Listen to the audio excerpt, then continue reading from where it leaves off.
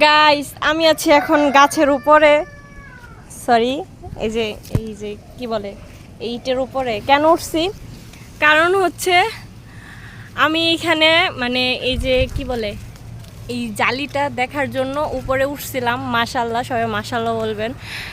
এখন জালিটা দেখার পরে আমি একটা জিনিস দেখতে পাইছি, সেইটা হচ্ছে এই যে অনেক চিপা, এটা তোরই না ঝিঙ্গা বলে, আচ্ছা যেটাই হোক, মাশাল্লাহ আমি এটা দেখতে পাইছি। দেখার পরে আমি আসলে খুবই এক্সাইটেড, ছিটতে পারতেছি না,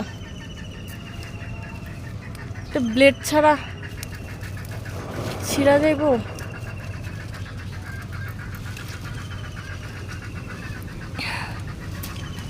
ছিঁড়ছি তো, এই যে এটার চারা যে এখানে এটার চারা যে এখানে লাগানো হয়েছে বা লাগাইছে আপু আমি জানি না, তো এটা ভিতরে হয়ে আছে, আমি খেয়াল করি না এতদিন।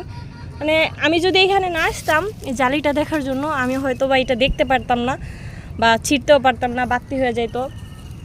তো আর হয় নাই, একটাই হয়েছে, আমি চিপে চাপে আরও খুঁজে দেখলাম।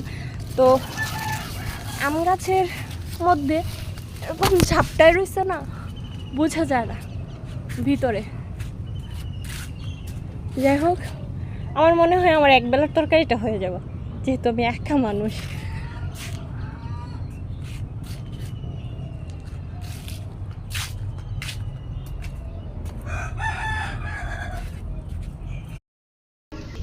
সো ফাইনালি আমি এই কয়টা সবজি আজকের জন্য কালেক্ট করেছি আমাদের ছাদ বাগান থেকে। তো সবাই মাশাল্লাহ বলবেন, আর এরকম নতুন নতুন ভিডিও পেতে আমাদের ছাদ বাগান থেকে আমি কী কী কালেক্ট করি, এরকম নতুন নতুন ভিডিও পেতে আপনারা অবশ্যই লাইক কমেন্ট অ্যান্ড শেয়ার করে রাখবেন।